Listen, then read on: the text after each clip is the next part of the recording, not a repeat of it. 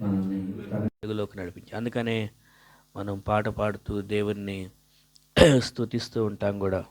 ఏమనంటే అది గాఢాంధకారములో కన్నీటి లోయలలో అని. పాపంతో ఉండేదంతా కన్నీరే.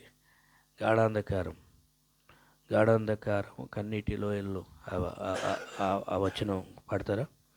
స్తోత్ర స్లో వన్ మినిట్, అది స్లోగా స్టార్ట్ చేయాలి, ఒకసారి ఫాస్ట్గా స్టార్ట్ చేయకూడదు అది. గాఢంధకారములో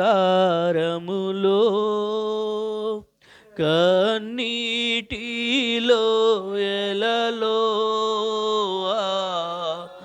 గాఢంధకారములో కన్నీటి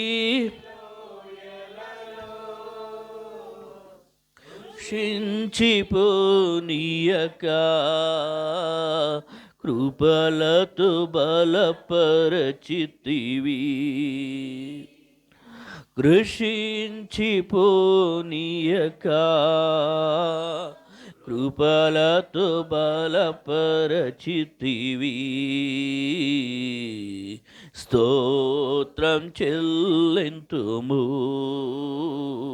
స్తుతి స్తోత్రం చెల్లింతుము. దేనికోసమంట స్తోత్రం చెల్లించేది? మనం గాఢాంధకారంలో ఉన్న మనల్ని కృషించిపోనివ్వలేదు కదా, ఆయన మనల్ని బ్రతికించాడు. హృదయం పాపమంతా కూడా కన్నీరే, కానీ అందులో సంతోషం లేదు.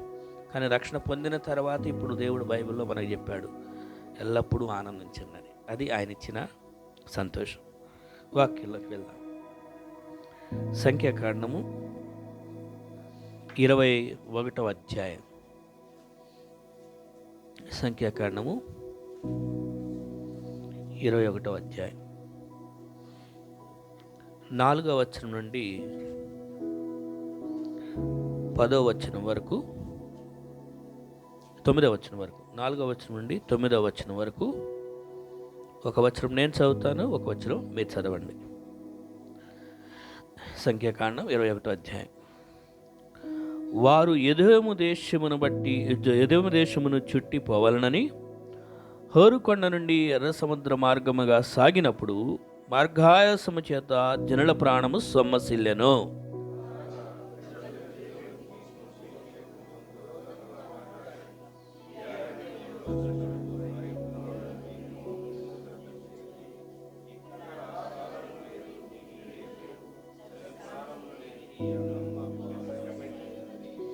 అందుకు యెహోవా ప్రజలలోనికి తాపకరములైన సర్పములను పంపెను. అవి ప్రజలను కరవగా ఇశ్రాయేలులో అనేకులు చనిపోయిరి.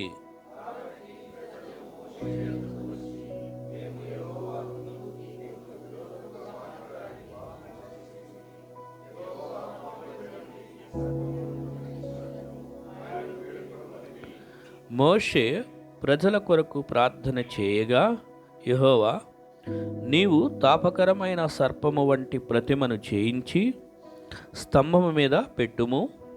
అప్పుడు కరవబడిన ప్రతివాడును దాని వైపు చూచి బ్రతుకునని మోషేకు సెలవిచ్చెను. కాబట్టి మోషే ఇత్తడి సర్పం ఒకటి చేయించి స్తంభము మీద దానిని పెట్టెను. అప్పుడు సర్పము కాటు తినిన ప్రతివాడు ఆ ఇత్తడి సర్పమును నిదానించి చూచినందున బ్రతికేను. తర్వాత యోహాను సువార్తలో 3వ అధ్యాయము.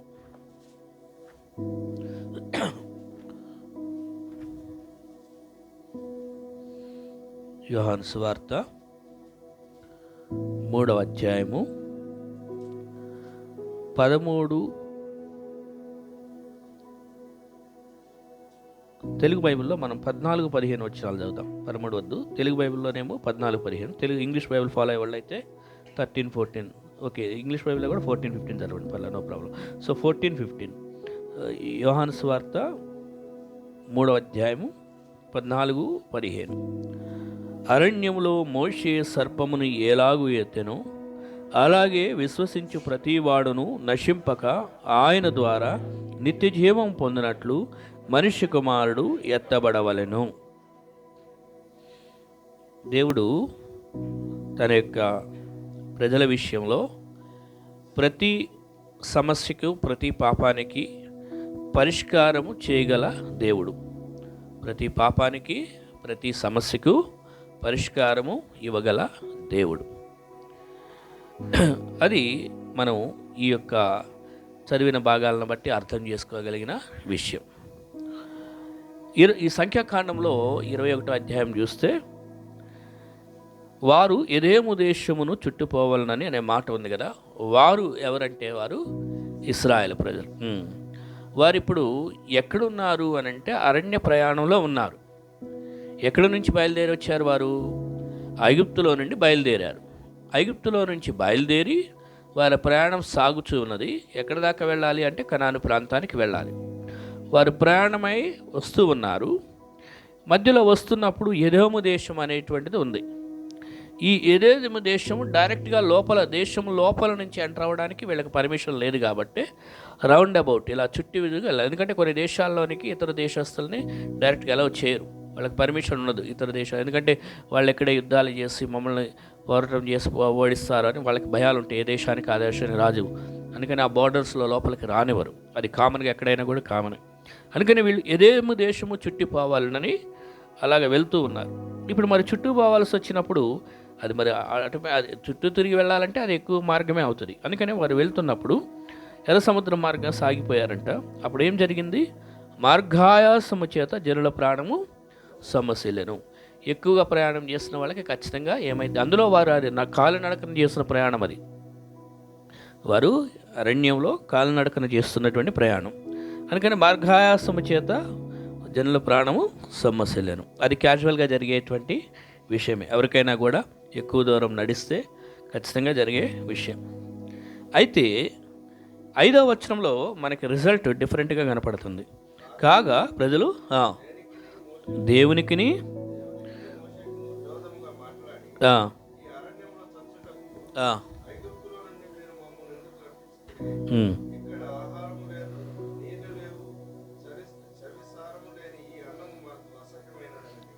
సో 5వ వచనంలో మనం స్టడీ చేసి నేర్చుకోవడానికి చాలా ఉన్నాయి. ఈ ఇశ్రాయేలు ప్రజలు ఎవరెవరికి విరోధంగా మాట్లాడారంట? దేవునికి, మోషేకి. సో దేవుడు వాళ్ళ ఎదురుగా ఉన్నాడా అంటే వాళ్ళ కళ్ళ ముందు దేవుడికి లేకపోయినప్పటికీ వాళ్ళ హృదయంలో దేవుని పట్ల వ్యతిరేకంగా మాట్లాడుతున్నారు. కంటికి కనపడుతున్న మోషే వాళ్ళ లీడర్ కాబట్టి మోషేకి విరోధంగా మాట్లాడుతున్నారు. వాళ్ళు అంటున్నటువంటి మాటలు, ఈ అరణ్యంలో మమ్మల్ని చావడానికి తీసుకొచ్చావా? ఇక్కడ చూస్తే ఆహారం లేదు, అన్నం లేదు అంటున్నారు. చవిసారం లేని ఈ అన్నము ఏమండి? దేవుడు వాళ్ళకి ఏమిస్తున్నాడు? అరణ్యంలో వాళ్ళకి మన్నా అనేటువంటి ఆహారమును కురిపిస్తున్నాడు ప్రతిరోజు. వాళ్ళు వండుకోనక్కర్లేదు, దానికోసం వాళ్ళు వెళ్ళి కొనుక్కొని రానక్కర్లేదు ఖర్చులు పెట్టి. ఉచితంగానే దేవుడు మన్నా అనేటువంటి దాని గురించి, మన్నా ఆహారం గురించి, అది దూతల ఆహారం అనే మాట కూడా రాయబడినది. చూడండి, ఇప్పుడు పెద్ద పెద్ద రాజులు భోజనం చేసే భోజనం అన్నప్పుడు ఎంత గొప్పగా ఫీల్ అవుతాం. అలాగే దూతలే డైరెక్ట్గా దూతల ఆహారాన్ని దేవుడు మన్నాహారం వీళ్ళకి ఇస్తున్నాడు అని అంటే అది ఎంత గొప్ప ప్రొవిజన్, ఎంత గొప్ప ఆధిక్యత ఆలోచన చేయండి. కానీ వీళ్ళు ఏమంటున్నారంటే దాన్ని చచ్చిపడిపోయింది, ఇది సారం లేనటువంటిది, అసలు టేస్టే లేదు ఇదంతా కూడా అన్నట్లుగా, చప్పచప్పగా ఉందన్నట్లుగా మాట్లాడుతూ ఇవి మాకు అసహ్యమైనది అంటున్నారు. దేవుడిస్తున్నటువంటి ప్రొవిజన్, దేవుడిస్తున్న సదుపాయాన్ని, దేవుడిస్తున్న ఆహారాన్ని వారు తక్కువ చేసి మాట్లాడుతున్నారు. చావడానికి తీసుకొచ్చావా మమ్మల్ని ఇక్కడ అంటున్నారు. అక్కడున్నప్పుడేమో అయ్యా మమ్మల్ని ఇక్కడ నుంచి విడిపించయ్యా అని ప్రార్థన చేశారు. ఐగుప్తు బానిసత్వంలో ఉన్నప్పుడు అక్కడేమో ఇక్కడ మమ్మల్ని విడిపించయ్యా అని అప్పుడు ప్రార్థన చేశారు. దేవుడు వాళ్ళ ప్రార్థనలకించి విడిపించి తీసుకొస్తే అక్కడ నుంచి ఇక్కడ మమ్మల్ని చావడానికి తీసుకొచ్చావా అని అంటున్నారు. ఇక్కడ ఆహారం లేదంటున్నారు. సో వీరు మాట్లాడుతున్న విధానం చూస్తే మనిషి కదా, మనిషి అదే అనమాట. మనిషి యొక్క స్వభావం ఏంటంటే అప్పుడు చూస్తే అప్పుడే బాగున్నాయి అంటాం, కానీ అక్కడ ఉన్నప్పుడేమో అక్కడ కంప్లైంట్స్ అక్కడ ఉంటాయి అనమాట. అలా ఉంటుంది మనిషి యొక్క ఆలోచన విధానము. సో ఇది కామన్, ఇది ముందు నుంచి కూడా ఇలానే జరుగుతూ వస్తుంది. వారి యొక్క స్వభావము, వారి యొక్క ఆలోచన విధానము ఈ 5వ వచనం చాలా క్లియర్గా కనబడుతుంది అనమాట. సో దేవునికి, మోషేకి వ్యతిరేకంగా వారు ఆ విధంగా మాట్లాడుతూ దేవుడిస్తున్న ఆహారమును వారు తక్కువ స్థాయిలో చూస్తున్నారు. ఇది పెద్దగా ఎక్కువగా ఇదేం పెద్ద గొప్పదేమీ కాదు, ఇందులో పెద్ద రుచి ఏమీ లేదు అన్నట్లుగా దేవుడిస్తున్న ఆహారాన్ని తక్కువ చేసి మాట్లాడుతున్న సందర్భాలు ఉన్నాయి అక్కడ. దేవుని యొక్క ఈ మన జీవితం కూడా అరణ్య యాత్రా ప్రయాణం ఇది కదా. మనము యాత్రికులమును ప్రయాణికులు, ఈ భూమి మీద పరదేశంలో యాత్రికులమై ఉన్నాం. ప్రయాణం, యాత్రా జీవితం మన జీవితం. ఈ యాత్రా జీవితంలో దేవుడు తన కృప చొప్పున మనకేమేమి కావాలో వాటిని ఇస్తూ ఉంటాడు. ఆయన ఇస్తూ ఉంటాడు. మనకి ఏ విధంగా మనల్ని పోషించాలి, ఏ విధంగా మనల్ని చూసుకోవాలో వాటిని ఇస్తూ ఉన్నాడు. అలాంటి వాటిని మనం దేవుడిస్తున్న వాటిని ఏమైనా తక్కువ చేసి మాట్లాడుతున్నామా?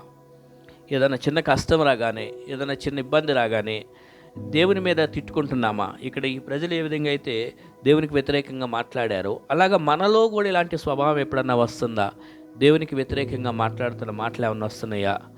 ఏం దేవుడో ఏమో, నాకెందుకు ఇట్లా చేశాడు, వాళ్ళని చూడు బాగున్నారు, వీళ్ళని చూడు బాగున్నారు, అప్పుడే బాగుంది, ఇప్పుడు ఎందుకు ఇలా పరిస్థితి అనుకుంటున్నామా? దేవుడు ఇక్కడ ఏం చేస్తున్నాడంటే వాస్తవానికి ఇక్కడ వాళ్ళ విశ్వాసాన్ని పరీక్షిస్తున్నాడు, వాళ్ళలో ఉన్న స్వభావాన్ని పరీక్షిస్తున్నాడు. సో మన యాత్రా జీవితంలో దేవుడు కొన్ని అనుభవాల్లో నుంచి మనల్ని తీసుకువెళ్తూ ఉంటాడు, మన హృదయాలను పరీక్షిస్తూ ఉంటాడు. కొన్ని మన జీవితంలో ఇచ్చి వాటి మనకు పరీక్ష అనేటువంటిది పెడుతూ ఉంటాడు. మన జీవితం ఇది యాత్రా జీవితం. సాగితూ ముందుకు వెళ్ళిపోతూ ఉన్నప్పుడు ఆయన వేటే పరీక్షలో మనం పాస్ అవ్వడానికి ప్రయత్నం చేయాలి. కానీ ఆ పరిస్థితులను చూసుకొని మనం ఏదో అక్కడ తక్కువ చేయబడ్డాము అనే స్థాయిలో మనం ఆలోచన చేసుకోకూడదు. అది మనకు ఒక పరీక్ష అనుకోవాలి. అక్కడ ఎదురయ్యే పరిస్థితులను బట్టి దేవుడు మనలో ఉన్న విశ్వాసాన్ని, మనం ఎలాంటి హృదయం కలిగి ఉన్నామో పరీక్షిస్తూ ఉంటాడనమాట. ఇక్కడ వీరిని చూసినప్పుడు వారు ఇక్కడకు ఇంకో మాట గమనించండి. ఇది తప్పు ఎవరిదంటే వాస్తవానికి 100% వాళ్ళదే తప్పు, వాళ్ళదే పాపం, 100%. ఇక్కడ వారికి ఏం జరిగింది? మార్గాయాసము చేత సొమ్మసిల్లిరి అని ఉంది. Okay, right. ఈ మార్గాయాసము చేత సొమ్మసిల్లే సందర్భం అంటే ఎందుకు వచ్చిందంటే వారి చుట్టూ తిరిగి రావాల్సిన పరిస్థితి వచ్చింది ఎరేము ప్రాంతం. వాస్తవానికి వీళ్ళు ఐగుప్తు దేశంలో బయలుదేరిన దగ్గర నుంచి కనాను ప్రాంతానికి మ్యాక్సిమం 13-14 డేస్లో వచ్చేసేయచ్చు. కానీ మీకు గతంలో గుర్తొస్తే ఇదే సంఖ్యాకాండము 21వ అధ్యాయం కంటే ముందుగా 13వ అధ్యాయంలో మనం చదివితే అక్కడ మోషే ఏం చేశాడంటే, మీరు ఆ కనాను ప్రాంతాన్ని ఒకసారి వేగు చూసిరండి అని చెప్పి 12 మందిని పంపించాడు. ఈ 12 మంది వెళ్ళి ఆ ప్రాంతాన్ని చూసిన తర్వాత వారు తీసుకొచ్చినటువంటి రిపోర్టు వారిలో ఉన్న అవిశ్వాసాన్ని కనపరిచే మాటలు మాట్లాడారు మోషేతో. అంటే అయ్యా, మనం ఆ దేశానికి వెళ్ళలేము, అక్కడ చాలా అనాకీలు ఉన్నారు, చాలా పెద్దవాళ్ళు, వాళ్ళని మనం జయించలేము, మన చేత కాదు, వాళ్ళ దృష్టిలో మనము మిడతల్లాంటి వాళ్ళము అని అలా మాట్లాడింది వారే. అప్పుడు అవిశ్వాసంతో, మా దేవుడు గొప్ప దేవుడు కదా, ఎర్ర సముద్రాన్ని దాటించి తీసుకొచ్చాడు కదా, ఐగుప్తు బానిసత్వంలో నుంచి విడిపించి తీసుకొచ్చాడు కదా, 10 తెగుళ్ళు మా మీదకి రాకుండా ఐగుప్తులో నుంచి మమ్మల్ని కాపాడి తీసుకొచ్చాడు కదా అనేవన్నీ మర్చిపోయి అక్కడ ఉన్నటువంటి ప్రాంతాన్ని పరిస్థితిని చూసి అవిశ్వాసపు మాటలు మాట్లాడింది వారే. వారు తీసుకొచ్చిన అవిశ్వాసపు మాటలను బట్టి ఆ సంఖ్యాకాండము 13-14 అధ్యాయాల్లో అప్పుడు దేవుడు అక్కడ ఏం పలికించాడంటే, మీరు అవిశ్వాసపు మాటలు మాట్లాడారు కాబట్టి పిల్లలతో ఉన్న వారందరూ కూడా ప్రయాణం చేసి స్లోగా రావడానికి 40 డేస్ పట్టింది. మామూలుగా సాధారణంగా ఎవరైనా ఒక గాడిద లేకపోతే అలాంటి వాహనాలు ఆ రోజుల్లో ఉన్నటువంటి ట్రాన్స్పోర్టేషన్ బట్టి గాడిదలు ప్రయాణం చేస్తే వారికి 14 రోజుల్లో వచ్చేది. కానీ పిల్లలతో నడుచుకుంటా కుటుంబాలతో వచ్చేవారికి 40 రోజులు పట్టే ప్రయాణం అది. సో అప్పుడు అక్కడ దేవుడు చెప్పాడు సంఖ్యాకాండంలో 14వ అధ్యాయంలో, మీరు ఇక్కడ అవిశ్వాసపు మాటలు మాట్లాడారు కాబట్టి ఆ ప్రాంతంలోకి మనం వెళ్ళలేము, మనం సాధించలేము, అక్కడ మనం ఏం చేయలేము, వాళ్ళ దృష్టిలో మనం మిడతల్లాగా ఉన్నాము, వాళ్ళ దృష్టిలో కూడా అలానే ఉన్నామని ఈ అవిశ్వాసపు మాటలు, మీరు సందేహపు మాటలు మాట్లాడిన కారణం చేత మిమ్మల్ని నేను ఏం చేస్తానన్నాడు దేవుడు, 40 రోజుల్లో వెళ్ళాల్సిన ప్రయాణాన్ని 40 సంవత్సరాలుగా మారుస్తారని చెప్పి అప్పుడు వాళ్ళకి ఏం చేశాడంటే షార్ట్ కట్ రూట్ కాకుండా లాంగ్ రూట్ దేవుడు డిసైడ్ చేశాడు. ఆ తప్పు ఎవరి తప్పు? అది వారి తప్పే, 100% వారి తప్పే. వాళ్ళలో తప్పు పెట్టుకున్నారు, వాళ్ళలో అవిశ్వాసం పెట్టుకున్నారు, వాళ్ళలో నోటిలో నుంచి వచ్చిన మాట. నాలుక జీవమరణములు నాలుక వశమని కీర్తనలో, సామెతల్లో ఉంది. నాలుక అంత పవర్ ఉందండి.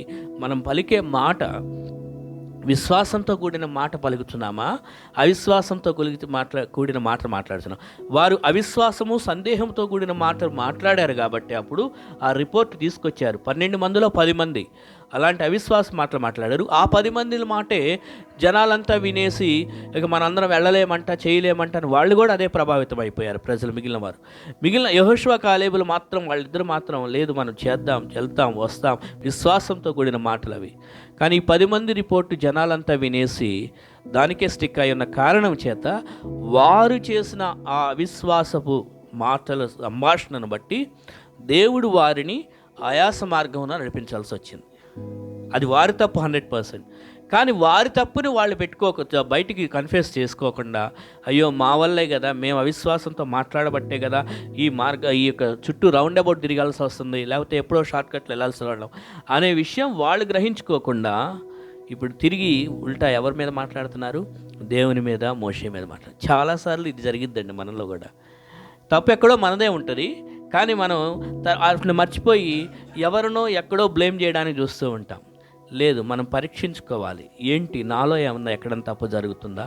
ఒకవేళ అది మనకి దేవుడిని అడిగితే దేవుడు జ్ఞాపకం చేపిస్తాడు. ఎస్, నువ్వు చెప్పిన ఈ స్టేట్మెంట్ బట్టి నీలో అవిశ్వాసాన్ని నువ్వు కనపరిచావు, లేకపోతే నీలో సందేహం ఇక్కడ ఉంది, అది దేవుడు మనకు జ్ఞాపకం చేసినప్పుడు దాన్ని దేవుడిని అడగాలి, ఎక్కడ తప్పు జరుగుతుంది ప్రభా నాతోని. ఎందుకంటే మనం బలలో చేవేస్తాం. హెచ్చరిస్తున్నాడు దేవుడు, మనలో ఎక్కడైనా అవిశ్వాసం ఉందా? ఎందుకంటే విశ్వాసము లేకుండా దేవునికి ఇష్టడై ఉంటే అసాధ్యమను. సో విశ్వాసం అనేటువంటిది ఉంటే దేవుడికి ఇష్టం అవుతాం, అవిశ్వాసం అనేటువంటిది ఉంటే దేవుడు ఇష్టపడడు. సో అందుకని అది మనం గమనించుకోవాలన్నమాట. సో ఇక్కడ వాస్తవానికి 100% ఇది వాళ్ళ మిస్టేకే. కానీ ఆ విషయం వారు ఆలోచన చేయకుండా ఆ విషయాన్ని పక్కన పెట్టేసి దేవుని మీద, మోషే మీద దేవుడిస్తున్న ప్రొవిజన్స్ గురించి తక్కువ చేసి మాట్లాడుతున్నారు. దేవుడిస్తున్న శ్రేష్టమైన ఆహారం అది, ప్రపంచంలో ఎవరికీ లేని ఆహారం అది, ఏ కష్టం చేయకుండా ఆకాశము నుండి దేవుడు డైరెక్ట్గా వారికి కురిపిస్తున్న ఆహారం అది.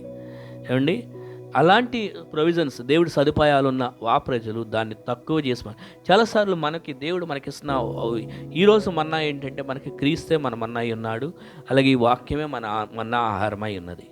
దీన్ని మనం తక్కువ చేసి చూస్తున్నామా? ఈ వాక్యాన్ని వదిలేసి దీంట్లో పెద్ద టేస్ట్ లేదని చెప్పి, ఇది పెద్ద వినసంపు కాదని చెప్పేసి దీన్ని ప్రక్కన పెట్టేసి లోకంలో వేరే ఈ రోజుల్లో బోధ చాలా అనేక రకాలైన వేరే బోధలు వచ్చేసినాయండి. 4 పిట్టకథలు చెప్పేసేసి జనాలను నవ్వించి కవ్వించి బాగా అప్పటికప్పుడు ఉర్రూతలెగించేసేసి ఏదో 4 మాటలతో, లేకపోతే ఇంకో స్టైల్ ఏమైపోయిందంటే బ్యాక్గ్రౌండ్లో మ్యూజిక్ బాగా ప్లే చేస్తూ జనాలను పరవశింపజేస్తున్నట్లు. ఆ మ్యూజిక్ ఆటోమేటిక్గా మ్యూజిక్ ప్లే చేస్తే ఏమైందంటే మనకున్న ఫీలింగ్స్, మనకున్న ఎమోషన్స్ మ్యూజిక్కి తొందరగా కనెక్ట్ అవుతాం. సో మ్యూజిక్ ప్లే చేసేస్తూ బ్యాక్గ్రౌండ్లో మనుషుల్ని, ఎమోషన్స్ అన్నింటినీ కూడా వాళ్ళ కంట్రోల్. ఆ విధంగా వాక్యం ఉండలేదు అక్కడ, వాటికి ఎక్కువ అట్రాక్ట్ అయిపోతున్నారు జనాలు. అదేదో పెద్ద రుచిగా ఉందనుకోనో, లేకపోతే అదేదో పెద్ద హృదయానికి. కొంతమంది అంటారు, నేను అక్కడ ఆ ఆరాధన జరుగుతున్నప్పుడు నేను ట్రాన్సెండ్లో ఉన్నానండి, ఎక్కడో నా మనసంతా ఎక్కడో ఊగిసలాడుతూ ఉన్నట్లుగా. అట్లా అది కరెక్ట్ కాదు. మన హృదయం, మన కంట్రోల్, మన ఆత్మ, మన బాడీలో ఉండి దేవుని కాన్షియస్లో మనం దేవుని ఆరాధిస్తూ ఉండాలి. మ్యూజిక్ ఉన్నా లేకపోయినా, లేకపోతే మనకి పెద్ద డెకరేటెడ్ స్టేజ్ సెటప్, లేకపోతే డిస్కో లైట్లు, లేకపోతే ఏదో హడావిడి, లేకపోతే సూటు బూటు వేసుకున్న అయ్యగారు లేకపోయినా పెద్ద ఏం లేదు. వాక్యము ఏంటి, దీన్ని ధ్యానిస్తున్నామా, దీన్ని ఆలోచన చేస్తున్నాం, ఇది మన్నాహారం, దీన్ని తక్కువ చేసి చూస్తున్నామా, దీనికి వాల్యూ ఇస్తున్నామా? సో వాళ్ళు ఈ యొక్క మన్నాహారం గురించి తక్కువ చేసి మాట్లాడారు. అది దేవుడు ఇస్తున్న దాన్ని కూడా అలాంటి దానికి. అందుకనే ఇప్పుడు దేవుడు దాన్ని సీరియస్గా తీసుకున్నాడు. వాళ్ళు అనుకొని ఉంటారు, ఏమైందిలే ఒక మాట అనేస్తే. నో, అన్నందుకు 6వ వచనంలో దేవుడు దాన్ని సీరియస్గా తీసుకున్నాడు. 6వ వచనం.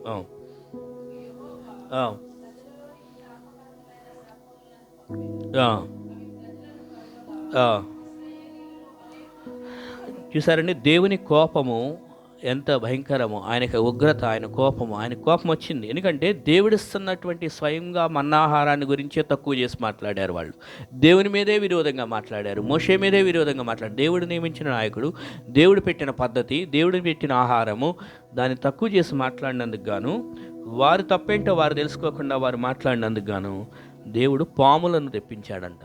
ఎక్కడి నుండి వచ్చినాయండి? దేవుడు తెప్పించాడు. అప్పుడు దాకా వీళ్ళంతా మంచిగా నడుచుకుంటూ ప్రయాణం చేసి వెళ్తున్న ఆ ప్రాంతంలోకి దేవుడు, అది కూడా సాధారణమైన పాములు కాదండి, తాపకరములైన, అంటే చిన్న విషయం కొన్ని అంటాం కదా, రక్తపింజరం లాంటి పాములు కానీ, లేదా కొన్ని పాములు వెంటనే ఇక దానికి ముందే లేదంటారు చూసారా, అలాంటి పాములను, తాపకరములైనటువంటి పాములను, సర్పాలను పంపించాడు. అవి కరవగా అనేకులు చనిపోయిరి అనే మాట ఉంది. దేవుడు ఆ మరణాన్ని అనుమతించాడు, అక్కడ ఆ శిక్షను అనుభవించాడు. దేవునికి కోపం వస్తుందంటే వస్తుంది, ప్రేమగల దేవుడే. కానీ ఆయన స్వభావానికే, ఆయన విషయాలకే వ్యతిరేకంగా మాట్లాడినప్పుడు దేవుడు సైలెంట్గా కూర్చోడు. ఎందుకంటే వాళ్ళని ప్రేమించి వాళ్ళని విడిపించి బయటకు తీసుకొచ్చిన వాళ్ళు ఇప్పుడు దేవుని మీద ధిక్కరించి మాట్లాడారు కాబట్టి. ఒకవేళ ఈ స్వభావం మనలో ఉంటే మన జీవితాల్లో కూడా తాపకరములైన సర్పాలను దేవుడు అనుమతించగలడు. అంటే లిటరల్గా మన ఇంట్లోకి పాము రాకపోవచ్చు, కానీ అలాంటి పరిస్థితులు మన జీవితంలోకి వస్తాయి. సో ఆ విధంగా ఇక్కడ రాస్తున్నది, దేవుడు వాళ్ళని చంపేటట్లుగా చేశాడు. అయితే 7వ వచనంలో అప్పుడు ప్రజలు ఏం చేశారా? ఆ, ఆ, ఉమ్, ఉమ్, ఆ, ఆ. చూసారా, ఇప్పుడు మరలా మోషే దగ్గరికి వచ్చారు. అప్పటిదాకా మోషే మీద సణుక్కుంటూ మాట్లాడారు, దేవుని మీద సణుక్కుంటూ మాట్లాడారు. అప్పుడు మళ్ళీ మోషే దగ్గరికి వచ్చారు, మేము యెహోవాకు నీకు విరోధంగా పాపం అదేదో ముందే దేవుడు మాకు ఇంత చక్కని ఆహారం ఇచ్చాడు, దేవుడు మమ్మల్ని ఎంత గొప్పగా రక్షించాడు, దేవుడు మమ్మల్ని ఐగుప్తులో నుంచి విడిపించాడు, అలనాడు ఆ ఐగుప్తు 10 తెగుళ్ళు మా మీదకి రాకుండా కాపాడాడు, దేవుడు ఎంత గొప్ప దేవుడు అని దాన్ని బట్టి దేవుని స్తుతిస్తూ ఉంటే ఎంత బాగుండేది. లేదా సరే ఇక్కడికి వచ్చిన తర్వాత నేను తప్పు ఉంటే క్షమించు అని అడుగుంటే ఎంత బాగుండేది.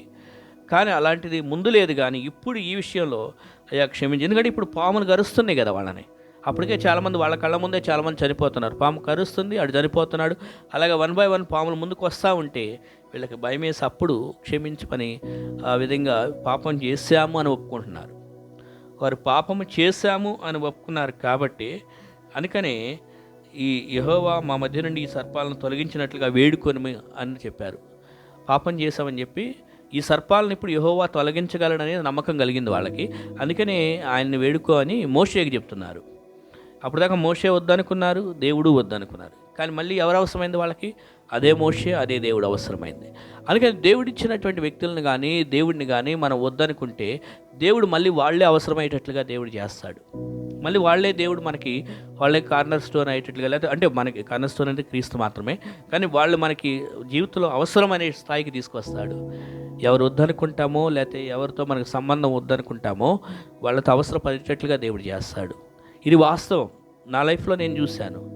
కాబట్టి ఇది మనం ఎవరిని కూడా ధిక్కరించి తీసివేయటానికి లేదు. దేవుడు పెట్టినటువంటి సంఘ సభ్యులు మన జీవితంలో, దేవుడు పెట్టిన మనుషులు మన కుటుంబాల్లో, దేవుడు ఇచ్చిన ప్రజలు మన సొసైటీలో, అది దేవుడు ఏర్పాటు చేసిన, దేవుడు ప్లేస్ చేసిన వ్యక్తులను కానీ దేవుణ్ణి కానీ మనం ధిక్కరించి ఎప్పుడు కూడా అనుకోవద్దు. ఎందుకంటే మళ్ళీ చివరికి వాళ్ళ దగ్గరికి వెళ్ళి చేతులు చేసే పరిస్థితులు వస్తాయన్నమాట. అందుకని ఇక్కడ మళ్ళీ వచ్చి మోషే దగ్గర పాపం చేశాము, దేవుని వేడుకో అని వాళ్ళు అంటే ఒకటి గుర్తించింది ఏంటంటే, వాళ్ళు ఇక్కడ గొప్ప వాళ్ళు మెచ్చుకోవాల్సింది ఏంటంటే ఇప్పటికైనా కనీసం తెలుసుకున్నారు, మేము తప్పు చేశాము అనే విషయం ఇప్పటికైనా కళ్ళు తెరుచుకున్నారు ఆ ప్రమాదం మీదకి వస్తుండేసరికి. కాబట్టి అక్కడ దాకా వచ్చేదాకా కూడా మనం ఆగకూడదు, కానీ ముందే కళ్ళు తెరుచుకొని ముందే మనం జాగ్రత్త పడితే బాగుంటుంది. బట్ ఏదేమైనప్పటికీ అప్పటికైనా వాళ్ళు అయ్యా మేము తప్పు చేసాం, మమ్మల్ని క్షమించు అనే మాట ఒక మాట అంటాం జరిగిందనమాట. అందువల్లే అక్కడ క్షమాపణ అనేది జరగటం కోసము మోషే ఏం చేశాడంటే, మోషే ప్రజల కొరకు ప్రార్థన చేయగా, అక్కడ మోషే అనలా మీరంతా మమ్మల్ని తిట్టుకుంటూ ఉన్నారు కదా, మోషే వాళ్ళని ఇప్పుడు నేను నా అవసరత వచ్చిందా, నేను ప్రార్థన చేయను, నన్ను ఇప్పుడు దాకా తిట్టుకుంటూ కూర్చున్నారు, నా మీరే సణుక్కున్నారు, నేనెందుకు ప్రార్థన చేయాలి, నేను చెయ్యను అన్నాడా? లేదు. మోషేకి దేవుని హృదయం ఏంటో తెలుసు, దేవుని ప్రేమ ఏంటో తెలుసు, దేవుని దయ ఏంటో తెలుసు, దేవుని జాలేంటో తెలుసు. మోషే ఈ ప్రజల హృదయం లాంటి హృదయం కలిగి ఉండాలని కోరుకోలే, కానీ దేవుని హృదయం లాంటి హృదయం కలిగి ఉండాలని కోరుకున్నాడు. దేవునిలాగా కరుణ, దేవునిలాగా దయ, దేవునిలాగా ప్రేమ, దేవునిలాగా జాలి, దేవునిలాగా క్షమించే గుణం, ఈ హృదయం కావాలని కోరుకున్నాడు. కాబట్టి వాళ్ళు ఎప్పుడైతే వచ్చాయా మా కోసం ప్రార్థన చేయన్నారో అప్పుడు ఖచ్చితంగా ప్రార్థన చేస్తానని ఒప్పుకొని ఆయన ప్రార్థన చేయటం అక్కడ మనం చూస్తూ ఉన్నాం. ప్రార్థన చేయగా మోషే ప్రార్థన చేశాడు. కొన్నిసార్లు మన జీవితంలో కూడా కొందరు ఎవరో మన గురించి వ్యతిరేకంగా మాట్లాడుకుంటూ మన గురించి విరోధంగా ప్రవర్తిస్తారు.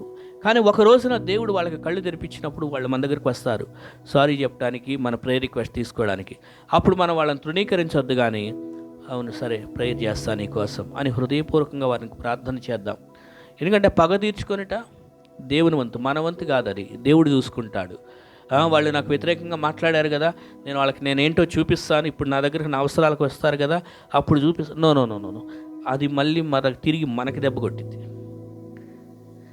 మోషే అక్కడ అలా ప్రవర్తించాల. వారు వచ్చి ప్రార్థన చేయమన్నప్పుడు ప్రార్థన చేయాలి. అలాగే మన జీవితంలో కూడా ఒకవేళ మనకు కీడు చేసిన వాళ్ళు ఉంటారు, మనకు వ్యతిరేకంగా మాట్లాడే వాళ్ళు ఉంటారు, మనకు విరోధ భావంతో ఉన్న వాళ్ళు ఉంటారు. కానీ దేవుడు ఒక రోజున వాళ్ళకి ఆలోచింపజేస్తాడు, మళ్ళీ నీ దగ్గరికే వచ్చేటట్లుగా, నీ దగ్గరికి వచ్చి నీ సహాయం కోరుకునేటట్లుగా. అదే గొప్ప అసలు యాక్చువల్గా అది గొప్ప విషయం, మరలా వచ్చి నీ సహాయం మీ సహాయం కోసం రావటం అని. ఇక్కడ మోషే మంచి హృదయంతో పెద్ద హృదయంతో వాళ్ళ కొరకు ప్రార్థన చేశాడు. ఆ టైంలో మీరు చేసే ప్రార్థనలో వాళ్ళ కోసం మీరు స్పందించే విధానం దేవుడు గౌరవిస్తాడు. ఇక్కడ మోషే వారి కోసం ప్రార్థన చేశాడు కాబట్టి అందుకే ఇప్పుడు వాళ్ళకి పరిష్కారాన్ని చూపించాడు దేవుడు. వాళ్ళని వెంటనే ఓకే మీ అందరికీ స్వస్థత వచ్చేసింది గాక అని అలాంటి మాట పలికిలేదు. కానీ అక్కడ ఒక ఇత్తడి సామాగ్రి మెటల్ తీసుకొని ఆ ఇత్తడి మెటల్తో ఒక పాములాగా చేసి దాన్ని స్తంభం మీద పెట్టించు అన్నాడు.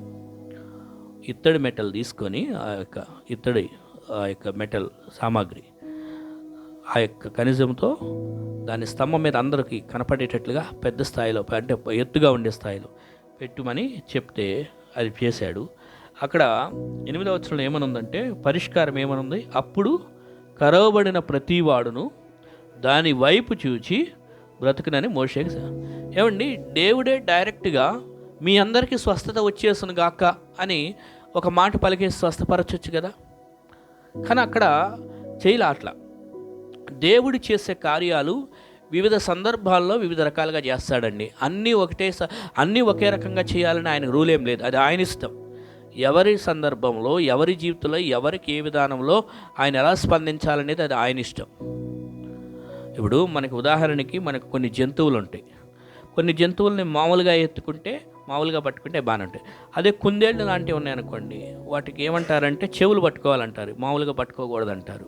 అలాగా ఒక్కొక్క జంతువుని హ్యాండిల్ చేసే విధానం తెలియాలి. జూలో ఉన్న వాళ్ళకి ట్రైనింగ్ ఇస్తారు. అలాగే వ్యక్తుల విషయంలో కూడా ఆయన చేసే కార్యాలు ఒక్కొక్కళ్ళ లైఫ్లో ఒక్కొక్కళ్ళ విధానంగా అనుమతిస్తాడు. మోషేని దేవుడు ఐగుప్తులో నుంచి ఇశ్రాయేల్ ప్రజలు బయటికి తీసుకురావడానికి వాడుకున్నాడు. కానీ యోసేపుని ఏం చేశాడంటే ఈ ఇశ్రాయేల్ ప్రజలు గతంలో ఐగుప్తులోనికి వెళ్ళడానికి ఉపయోగించుకున్నాడు దేవుడు యోసేపుని. సో ఒక్కొక్కరిని ఒక్కొక్క టైప్లో దేవుడు వాడుకుంటూ ఉంటాడు. డీలింగ్స్ కూడా ఆయన వ్యవహరించే విధానం కూడా ఒక్కొక్కరితో ఒక్కొక్క విధానంగా వ్యవహరిస్తూ ఉంటాడు. కొంతమందితోనేమో ఆయన మాటిచ్చి స్వస్థపరిచాడు, కొంతమందినేమో మనం బైబిల్లో చూస్తే సువార్తల్లో మత్తయి, మార్కు, లూకా, యోహాను సువార్తల్లో చూస్తే కొందరిని చేయబెట్టి స్వస్థపరిచాడు, కొందరు నోటి మాటతో స్వస్థపరిచాడు, కొందరు నోటి ఉమ్మితో స్వస్థపరిచాడు, కొందరు బురదరాసి స్వస్థపరిచాడు. అది ఆయన ఇష్టం. ఆయన ఒక్కొక్కళ్ళ విషయంలో ఒక్కొక్క విధంగా డీల్ చేస్తాడు.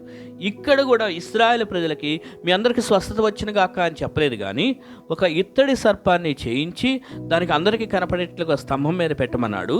ఇప్పుడు కరవబడిన ప్రతి వాడు దాని వైపు చూస్తే, ఎవరైతే కరవబడ్డారో వాళ్ళల్లో చిన్నపిల్లలు ఉండొచ్చు, పెద్దవాళ్ళు ఉండొచ్చు, ముసలివాళ్ళు ఉండొచ్చు, ఆడవాళ్ళు ఉండొచ్చు, మగవాళ్ళు ఉండొచ్చు, ఏ కేటగిరీ వాళ్ళైనా కూడా పాము చేత కరవబడిన వారు ఆ యొక్క ఇత్తడి సర్పాన్ని చూసినప్పుడు దానివైపు చూసి బ్రతుకును అన్నాడు. ఇక్కడ మనం గుర్తుపెట్టుకోవాల్సిన విషయం ఏంటండి, స్వస్థత ఆ ఇత్తడి సర్పంలో లేదు. బాగా గుర్తుపెట్టుకోండి, స్వస్థత ఇప్పుడు ఫర్ ఎగ్జాంపుల్ మీరు డాక్టర్ గారి దగ్గరికి వెళ్ళారు, జ్వరం వచ్చిందని. మీకు డాక్టర్ గారు ఒక ట్యాబ్లెట్ ఇచ్చారు. ఆ డాక్టర్ గారు ఇచ్చిన ట్యాబ్లెట్ని ఇక్కడ పెట్టుకొని చూసుకుంటా ఆ ట్యాబ్లెట్ చూస్తూ ఉంటే మనకి జ్వరం తగ్గుతూ ఉంటుందా? ఏ డాక్టరు చెప్పడు. ఆ ట్యాబ్లెట్ని కళ్ళ ముందు పెట్టుకొని ఒక 15 మినిట్స్ చూస్తా కూర్చోమ్మా, రోజు భోజనం చేసిన తర్వాత అప్పుడు జ్వరం తగ్గిపోయిందని ఎవరు చెప్పరు. భోజనం చేసిన తర్వాత ఈ ట్యాబ్లెట్ వేసుకో అంటాడు. కానీ ఇక్కడ చూడండి, ఈ కాంటెక్స్లో దాన్ని చూడండి అన్నాడు.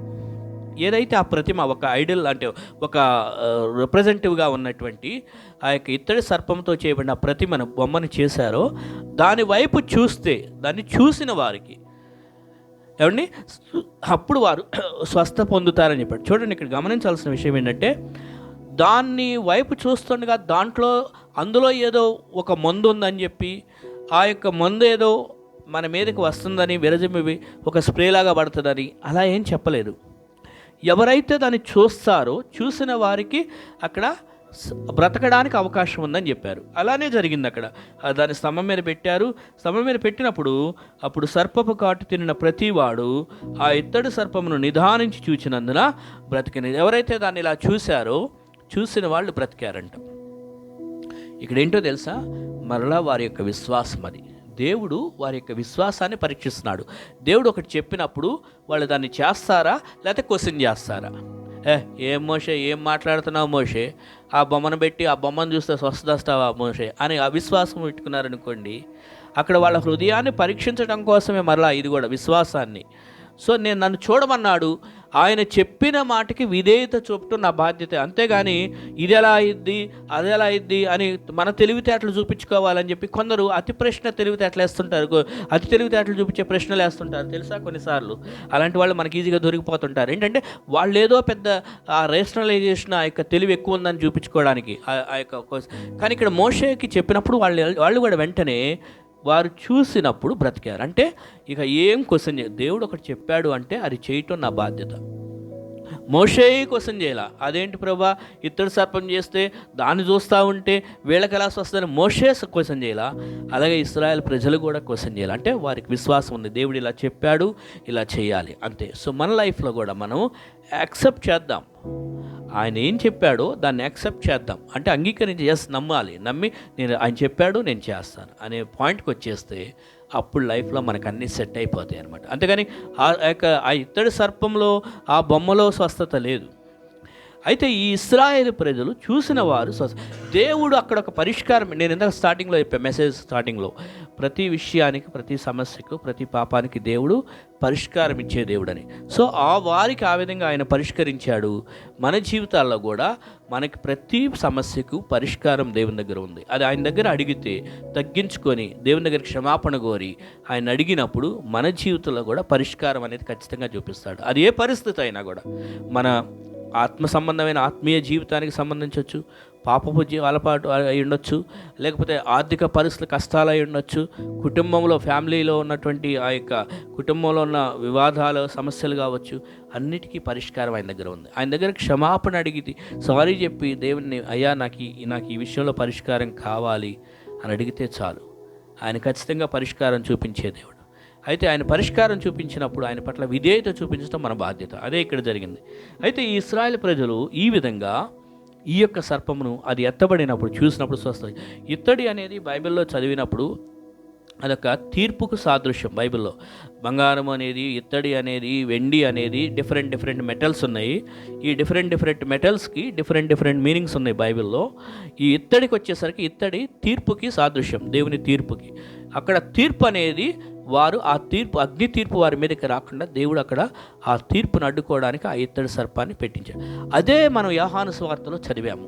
యోహాను సువార్త 3వ అధ్యాయంలో 14-15 వచనాల్లో మనిషి కుమారుడు గురించి మాట్లాడుతూ యేసుక్రీస్తు వారు కూడా ఆ విధంగా ఎత్తబడవలసి ఉన్నది అని ఉన్నారు. ఏమంటే యేసుక్రీస్తు వారిని అక్కడ సర్పంతో పోల్చి చెప్పారా అంటే, అరణ్యంలో సర్పం ఏ విధంగా ఎత్తబడను అక్కడ ఏమనుందో యోహాను సువార్త 3వ అధ్యాయం 14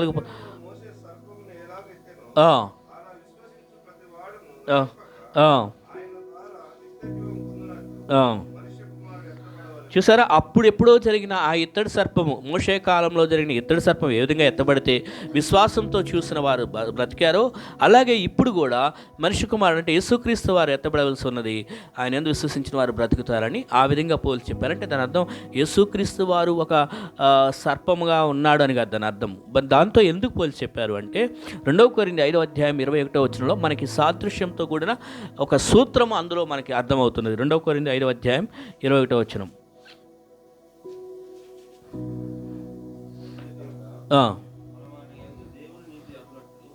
మనం ఆయన దేవుని నీతి అగినట్లు పాపమెరుగని ఆయనను, చూసారా, పాపమెరుగని ఆయనను మన కోసం పాపముగా. ఇప్పుడు గలతీ 3:13-14 వచనాలు చదవండి. గలతీ 3వ అధ్యాయము 13-14 వచనాలు.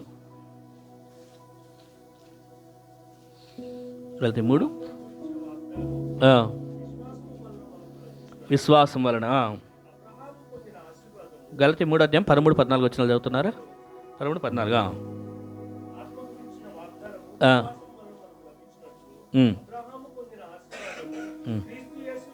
క్రీస్తు యేసు ద్వారా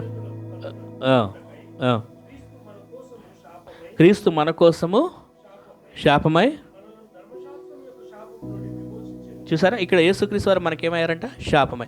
సో ఇక్కడ ఈ గలతీ 3వ అధ్యాయం 13-14 వచనాల ప్రకారం కానివ్వండి, 2 కొరింథీ 5:21 ఈ వచనాలు స్టడీ చేసి చూస్తే మన కోసము యేసుక్రీస్తు వారు పాపము లేని ఆయన అక్కడ పాపిగా ఎంచబడిన ఆయన శాపం పొందాడు అనమాట. అర్థమైందా?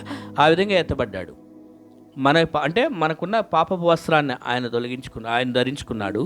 ఆయన నీతిని మనకి ఇవ్వడం కోసం, మనం ఆయన నీతిగా చేయడం కోసం, మనలను ఆయన నీతి మనకి అనుగ్రహించి మనం నీతిగా చేయడం కోసం ఆయన వైట్ వస్త్రాన్ని మనకిస్తే మన బ్లాక్ వస్త్రాన్ని ఆయన ధరించాడని అర్థం.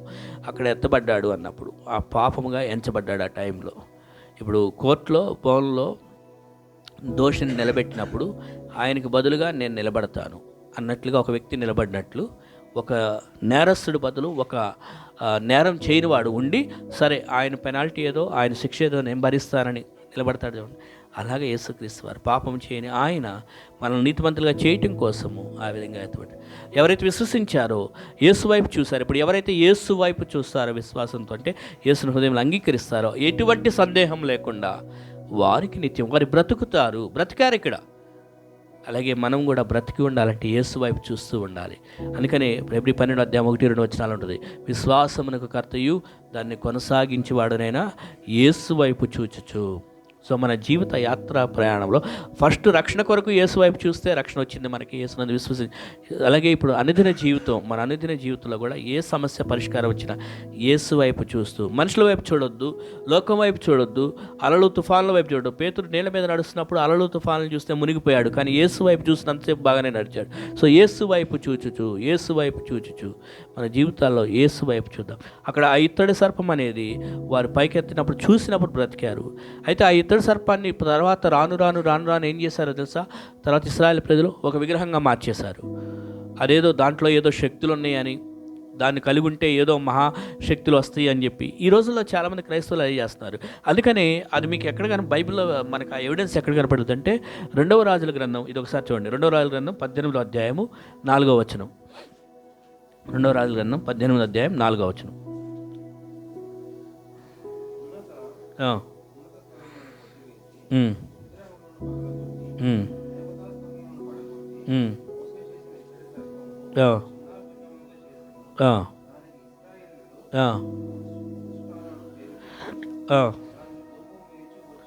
చూసారా ఎంత దుర్మార్గమో ఇశ్రాయేలు ప్రజలు. అప్పుడెప్పుడో అరణ్యంలో మోషే ఏం చేశాడు? ఇత్తడి సర్పాన్ని దేవుడు పెట్టాడు. దాన్ని చూసిన వాళ్ళందరూ స్వస్థ పొందారు, బ్రతికారు. రైట్, అక్కడతో ఆ స్టోరీ అయిపోయింది. కానీ వీళ్ళు ఏం చేశారు? వీళ్ళకున్న మనస్తత్వం ఏంటో చూడండి. ఆ ఇత్తడి సర్పాన్ని వీళ్ళు కూడా ఏం చేసుకుంటారంటే రోజు తెచ్చుకొని తర్వాత రాను దాన్ని ఏం చేస్తారు? ఒక ఐడల్గా మార్చుకున్నారు, ఒక విగ్రహంగా మార్చుకున్నారు ఆ జీవితంలో. అంటే దేవునికి బదులు దానికి ప్రాధాన్యతనిచ్చేస్తున్నారు. అందుకే హిజ్కియా ఇక్కడ రాజుగా వచ్చిన టైంలో, అది హిజ్కియా పరిపాలన చేస్తున్న టైంలో, ఇది దేవునికి బదులుగా వీరు ఈ సర్ప విగ్రహానికి దీనికి ఇంపార్టెన్స్ ఇస్తున్నారని చెప్పేసి దాన్ని డిమాలిష్ చేయించేశాడు అనమాట. సో మన జీవితంలో దేవుడు కొన్నిటిని వాడుకోవచ్చు. మన జీవితంలో కొందరు వ్యక్తులను కానీ కొన్ని విషయాలను కానీ వాడుకోవచ్చు, కానీ దాన్ని దేవుని ప్లేస్లో పెట్టి ఆరాధన చేయొద్దు. ఒకవేళ అది ఆ ప్లేస్లో మనం పెడితే దేవుణ్ణి ప్రక్కన పెట్టిన వాళ్ళం అవుతాము, ఐడల్ వర్షిప్ అయిపోయింది అది. ఇక్కడ అదే జరిగింది ఇశ్రాయేలు ప్రజలు. అలనాడు ఎప్పుడో దేవుడు అరణ్యంలో ఇత్తడి సర్పమును వాడుకున్నాడు, కరెక్టే, మంచిదే. కానీ దానికి పూజలు చేయమని ఆరాధించమని దేవుడు ఎక్కడా చెప్పలేదు. అది ఒక టైప్లో వాడుకున్నాడు అంతవరకు. అలాగే మన జీవితంలో కూడా కొన్ని సందర్భాల్లో కొన్ని విషయాలను వాడుకోవచ్చేమో, కానీ దాని ఒక విగ్రహంగా కలిగి ఉండొద్దు. దానికి ఇప్పుడు ఈ సీజన్ చాలా ఇంపార్టెంట్ దీనికి చెప్పడం కోసం. ఏంటో తెలుసా? ఏమేమో చేసేసి అసలు దేవుని మర్చిపోతున్నారు. క్రిస్మస్ అనే హడావిడిలో వాటికి ఎక్కువ ఇంపార్టెన్స్ ఇచ్చేసి దేవుని పక్కన పెట్టేస్తున్నారు. అది ఐడల్ అయిపోకూడదు. మనకి క్రిస్మస్ అనే పండుగ ఐడల్ అయిపోకూడదు, విగ్రహారాధన అయిపోకూడదు. అది విగ్రహారాధన అయిపోయి దేవుని పక్కన పెట్టకూడదు. అంటే ఇలాగ మనలో చాలా జరుగుతూ ఉంటాయి అన్నమాట. ఒక ఆయన బైబిల్ మాత్రం ఎప్పుడు చదవడు, అసలు ఎప్పుడు తన జీవితంలో బైబిల్లో ఏముందో కూడా తెలియదు, కానీ ఎప్పుడు బైబిల్ పట్టుకొని ఉంటాడు. అంటే ఎక్కడైనా ఉంటే బ్యాగ్, ఎందుకంటే ఏమో అదొకటి ఇష్టం నాకు అంటాడు. దేవుడు అట్లా ఎప్పుడు పెట్టుకొని తిరగమని చెప్పలేదు. ఇదేంటి అంటే చదవాలి, దీంట్లో ఉన్నది అర్థం చేసుకోవాలి. వాక్యం ఇది అంటే దీన్ని విగ్రహంగా చేసుకోవద్దు. But at the same time ఈ మాటలు రాయించి ఇచ్చిన ఆ దేవాతి దేవుణ్ణి మనం హృదయంలో కలిగి ఉండాలన్నమాట. కొంతమంది సిలువ వేసుకోండి, సిలువని ఎక్కువ కలిగి ఉంటారు ఎక్కడ చూసినా కూడా, మెడలో కానీ. అంటే మంచి తప్పేం లేదు, కొంతమంది ఆ యొక్క దాని ఏమంటే లాకెట్ ఉంటుంది కదా, వేసుకోవచ్చు, తప్పేం లేదు. కానీ దానికే ఇంపార్టెన్స్ ఇవ్వద్దు. ఆ సిలువ ఉంటే చాలు, ఇంకా నాకేమవుతుంది. కానీ బట్ దాని యొక్క అర్థం ఏంటంటే ఆ సిలువ వేయబడిన క్రీస్తుని నేను ఆరాధిస్తున్నాను అనే హృదయం నింపబడి ఉండాలి. సో దేవుని కాకుండా దేవునికి రూపమైన దేన్ని చేసుకున్నా కూడా, ఆ స్థానంలో దేని పెట్టినా కూడా అది విగ్రహారాధన అవుతుంది. దాన్ని హిజ్కియా డిమాలిష్ చేయించాడు. మన లైఫ్లో కూడా ఒకవేళ అలాంటివి ఏమన్నా ఉన్నాయేమో, గతంలో ఆ ప్లేస్లో ఒక వ్యక్తి అయి ఉండొచ్చు, లేదా ఒక వస్తువు అయి ఉండొచ్చు, లేదా ఇంకేదైనా ఒక సంఘటన అయి ఉండొచ్చు. అది మనం దేవుణ్ణి రీప్లేస్ చేసినట్లుగా చేయవద్దు. యేసుక్రీస్తు వారి గురించి మాట్లాడాడు. ఆయన ఎత్తబడ్డారు. ఆయన అరణ్యంలో ఎత్తబడినప్పుడు అలనాడు మోషే ఇత్తడి సర్పం ఎత్తినట్లుగా ఇగో యేసు ఎత్తబడవలసి ఉన్నది. ఎత్తబడినప్పుడు అనేకులు బ్రతకడానికి కారణమైంది. మన జీవితంలో ఎప్పుడైతే యేసుని మనం లిఫ్ట్ చేస్తామో, యేసుని ఎత్తేటువంటి వారంగా ఉంటాము, ఆయన క్రింద పడేసే వారంగా కాకుండా యేసుని మన జీవితంలో పైకెత్తే వారంగా ఉంటాము, మన స్తుతుల ద్వారా, మన ఆరాధన ద్వారా, అప్పుడు మన జీవితంలో మనం కూడా బ్రతుకుతూ ఉంటాం. అలా కాకుండా యేసుని మనం కాళ్ళతో తొక్కి పడేసామనుకోండి. ఈ ఇశ్రాయేలు ప్రజలు ఏం చేశారు? దేవుడిచ్చిన ఆ యొక్క అవకాశాలని కాళ్ళతో తొక్కి మాట్లాడారు. ఈ ఆహారం ఏంటి, మన్నా ఆహారం ఎందుకు పనికిరా అంటే దాన్ని తక్కువ చేసి మాట్లాడారు, కాళ్ళతో తొక్కినట్లు, కింద పడేసినట్లు. కానీ యేసుని మనం ఎప్పుడు ఉన్నతంగా హెచ్చేటువంటి వారంగా, ఆయన స్తుతించే వారంగా, హృదయాల్లో ఆయన మనం హెచ్చించే వారంగా ఉండాలి. యేసు పైకి ఎత్తబడవలసి ఉన్నది, ఆయన హెచ్చవలసి ఉన్నది, నేను తగ్గవలసి ఉన్నది. అంతేగాని ఆయన మనం కింద కాళ్ళలో కింద తొక్కేటట్లుగా ఉండవద్దు. అప్పుడు మన జీవితాల్లో అప్పుడు మనం బ్రతుకుతాము, మనతో ఉన్న ఇతరులు కూడా అనేకులు బ్రతుకుతారు.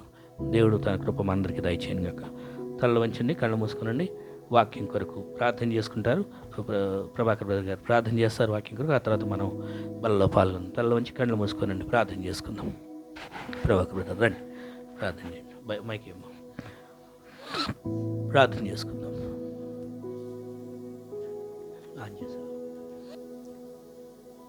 మహాపరిశుద్ధుడు అయిన మా జీవం కలిగిన తండ్రి, గొప్ప దేవ, ఈ ఆదివారం సమయం తండ్రి, ఉదయకాల సమయంలో తండ్రి చెప్పబడినటువంటి వాక్యము మా అందరి జీవితంలో తండ్రి విశ్వాసం పెంపొందించులాగున, నీ కృపలో మేమందరము వర్ధిల్లులాగున తండ్రి, నీ దీనదాసుడు, నీ ప్రియకుమారుడు చెప్పినటువంటి ప్రతి మాట మా హృదయాల్లో నీరు కట్టి ఫలించులాగున మీ కృప దయచేయండి. ఇశ్రాయేలు ప్రజల తండ్రినైనా నిన్ను మరిచి, నీవు చేసినటువంటి కార్యములు మరిచి, నీ మార్గమును తండ్రినైనా వారి తప్పిపోకుండా వారి పాపం చేసి ఉండగా తండ్రి, వారి పాపములు తండ్రినైనా నువ్వు క్షమించిన దేవుడువు అయ్యా. వారి పాపములు తండ్రినైనా మరణించి ఉండగా చనిపోయిన వారిని తండ్రి, నీ అరణ్య మార్గములు తండ్రి నీ వైపు చూడగా వారు తిరిగి బ్రతికారని చదివించి ఉన్నావు తండ్రి. ఎట్ రీతిగా తండ్రి మా జీవితం అనే ప్రయాణంలో నీ వైపు చూస్తూ నీలో తండ్రి ఫలించడి బిడ్డలుగా తండ్రి మా అందరినీ మీరు జ్ఞాపకం చేసుకుని అడుగుచున్నాను. నీవు కలిగి ఉండి తండ్రి మా జీవితము నిరంతరము విశ్వాసంలో ముందుకు సాగిపోంటకు నీ కృప దయచేస్తున్నందుకు నీకు వందనాలు తెలియజేస్తున్నాను. మాలో ఉన్న అవిశ్వాసములు తొలగించండి, మాలో ఉన్నటువంటి విశ్వాసం పెంపొందింప చేయండి తండ్రి. ఏమైనా తండ్రి నీకు వ్యతిరేకంగా ఉన్నటువంటి మా స్వభావమును మార్చివేయమని అడుగుచున్నాం తండ్రి. ఇక్కడ ఉన్న ప్రతి ఒక్కరూ తండ్రినైనా ఈ వాక్యమును అర్థం చేసుకొని ఈ వాక్యానుసారంగా జీవించుటకు, నీలో తండ్రినైనా ఫలించుటకు నీ కృప దయచేసి నిన్ను మహిమ పొందమని చెప్పబడిన వాక్యము తండ్రి ప్రతి ఒక్కరి హృదయాల్లో తండ్రి నీరు కట్టి ఫలించులాగున నీ కృప చూపినందుకే నీకు వందనాలు తెలియజేస్తూ, ఇక్కడ నిలబెట్టుకున్న నీ దైవదాసుని, ఇక్కడ కూడి ఉన్నటువంటి ప్రతి ఒక్కరిని తండ్రి పేరు పేరు వరుసన జ్ఞాపకం చేసుకున్నామని నాకు ఇచ్చినటువంటి సమయాన్ని బట్టి జీవం గల యేసుక్రీస్తు యొక్క నామమున ప్రార్థిస్తున్నాను తండ్రి. ఆమేన్.